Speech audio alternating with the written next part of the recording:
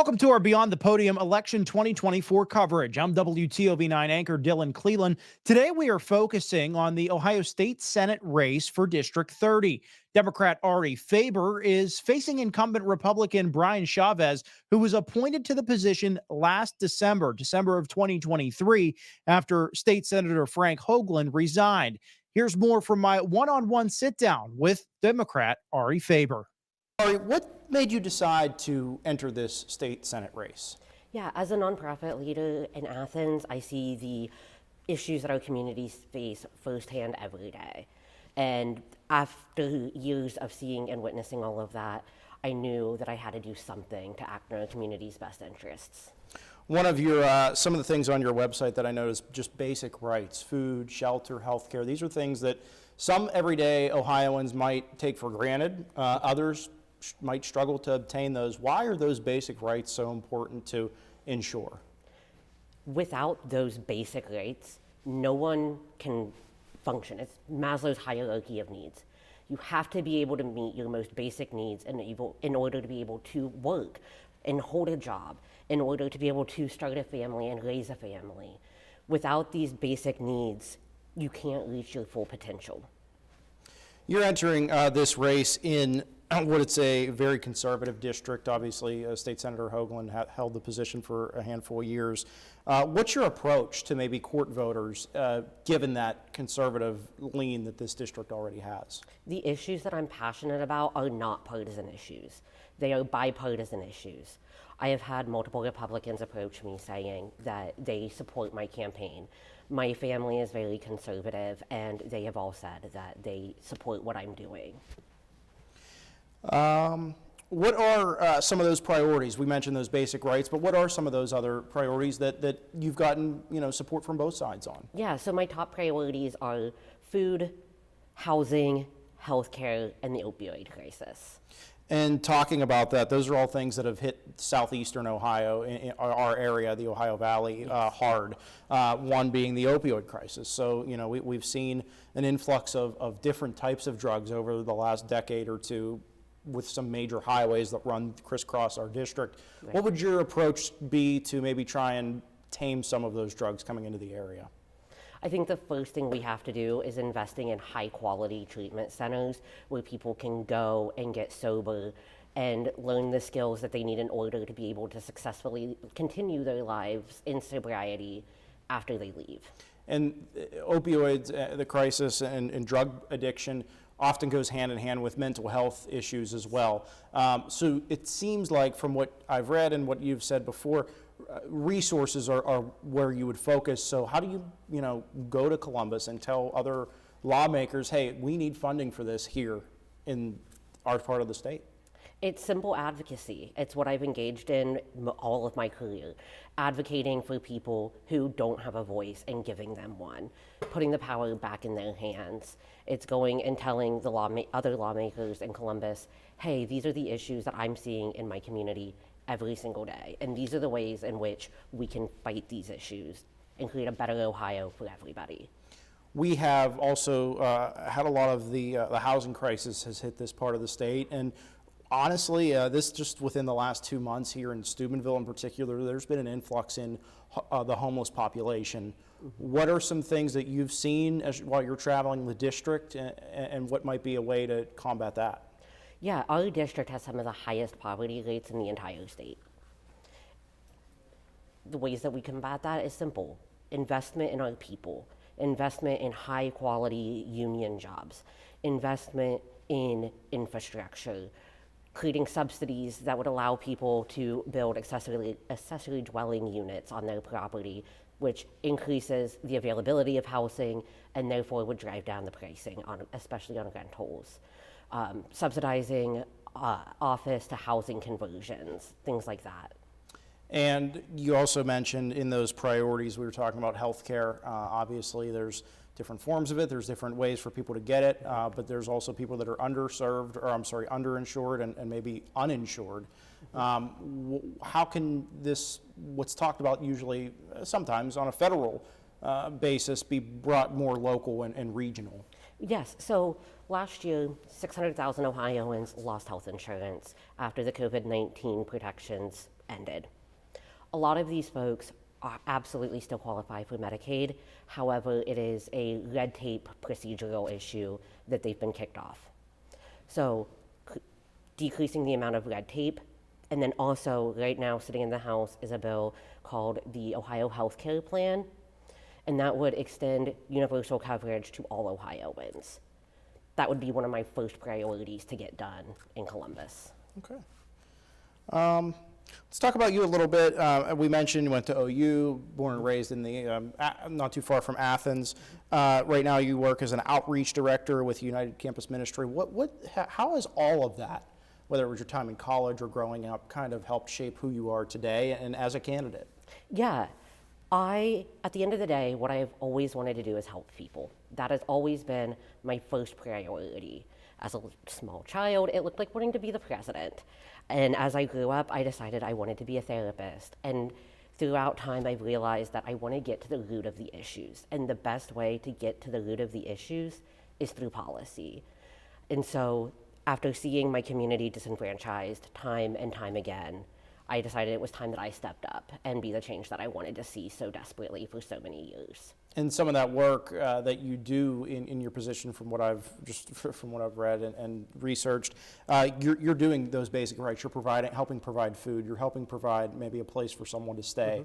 Mm-hmm. All things that impact a large portion of our district. Yes. And so, with that being said, is there anything you've learned from that work that you might be able to apply to this campaign and maybe down the road if you were to be elected? It's taught me how to work really well and collaboratively with a very diverse group of people. Our meal program, for example, we see local politicians that come in. We have local landlords that come in because they're facing social isolation. We also have folks that are unhoused or homeless coming in for these meals. And it's been really interesting to see someone that is homeless sitting at the same table as a local politician or a landlord engaging in conversation. I've met some of the most amazing people through our free meal program, and I'm incredibly grateful for that.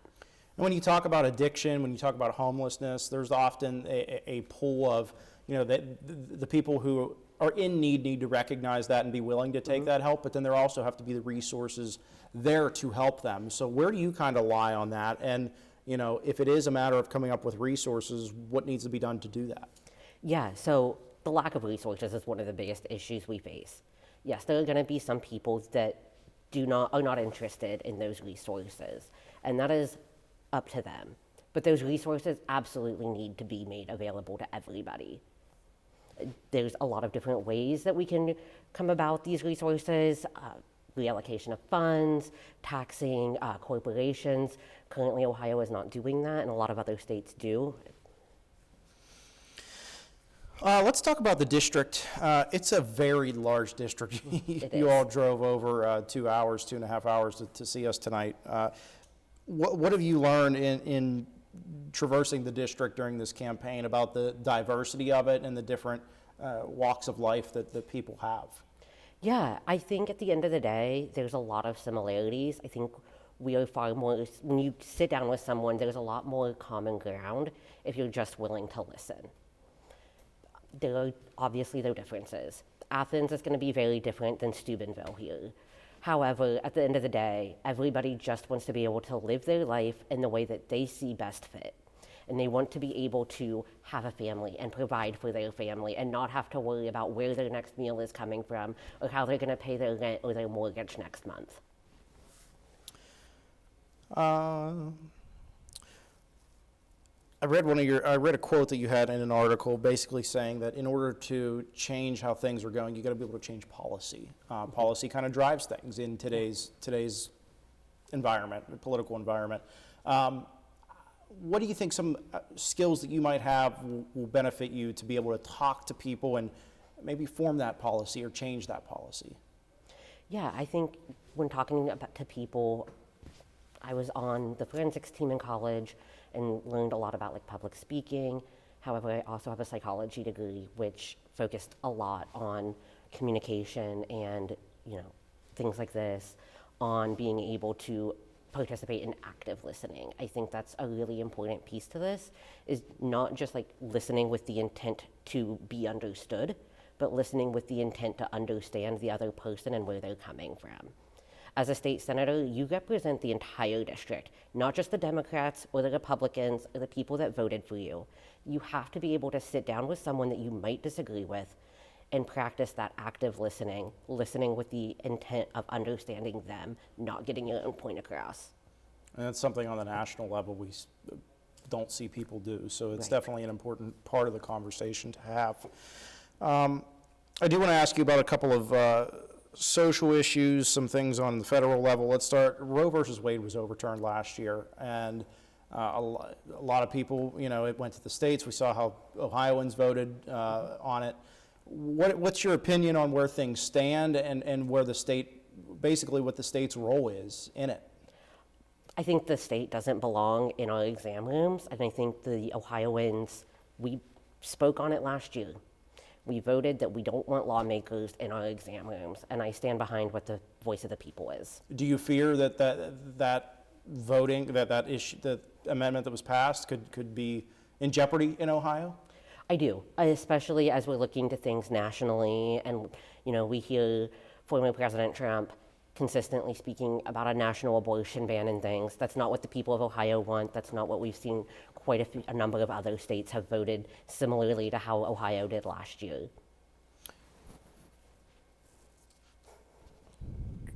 And with that being said, do you,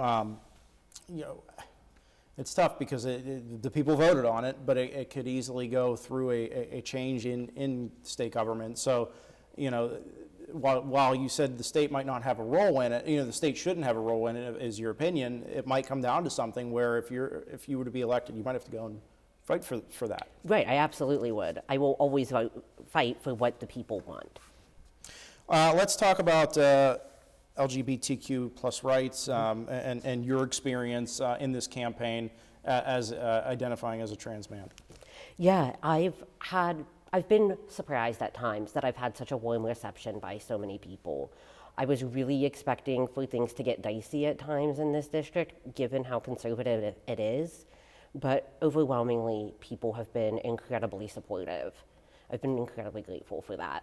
And you've said it, you said it in this interview a couple times, it's about people and it's about just talking and hearing them. Do you think that kind of goes along with that and maybe having the opportunity to be welcomed a little bit warmer than maybe you expected?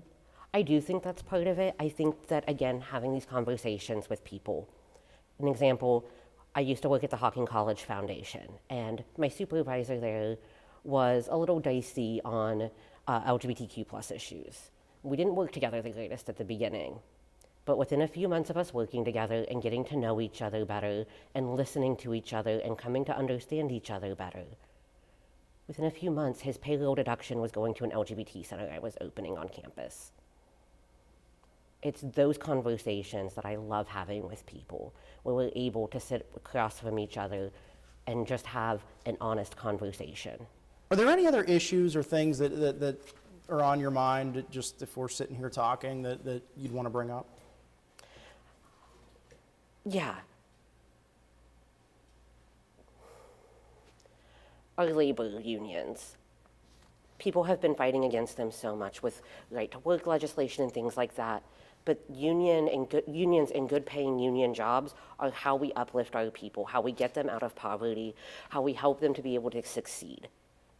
You bring up the unions, which are obviously big here in the Ohio Valley. I mean, steel used to be, and they used to be the thing. Yes. Steel goes away, and we've seen a lot of these plants and old lots are just sitting vacant now. Yeah. What would your plan be to try to bring in some type of modern union work to maybe fill some of those spots? I think the first thing we have to do is start investing in our roads and our highway infrastructure.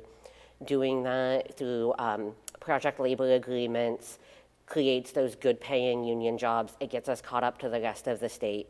In Northwest Ohio, we're seeing one of the largest solar plants being built. And in Central Ohio, there's recently been a $28 billion investment by Intel. In order for us to keep up and get some of those good manufacturing jobs, we have to invest in our infrastructure. And as far as smaller areas like Steubenville or Athens or St. Clairsville is also in our market, they might not land, they're not going to land the billion-dollar Intel plant, but maybe they can offer a little piece of that puzzle. Is that something that you would look to maybe try to bring? Yes, absolutely. Because those not only are you creating jobs with that, I mean, it's also supplying something that can be used there. Exactly. And until we get caught up with our infrastructure, we're not going to see those jobs. And as far as bringing, whether it's water or broadband or just the roads themselves, we see it all the time throughout this district. There's need for it. Exactly. But it's going to take funding. So again, how would you go, whether it's go to Columbus or somewhere else, and advocate for that funding and say, hey, we need to invest here? Yeah, I think it's, looking at what federal money and state money are we able to specifically allocate for our roads. Currently, we're not seeing much of that being done. Is there anything else you'd like to add? Yeah, I think right now a lot of the district is also being just plagued by these injection wells that are leaking and killing our wildlife, polluting our streams, threatening our drinking water even. We have to tighten up the regulations around these, and we need to start pursuing the people that are causing this pollution rather than relying on taxpayers to foot the bill for the cleanup.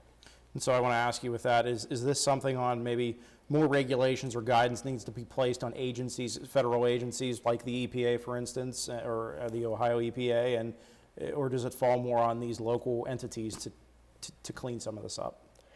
I think it currently it's falling on the taxpayers. It needs to fall on the businesses that own these wells that are responsible for the pollution. Anything else? I don't think so. All right. Thank you. Thank you so much. Yeah, thank you.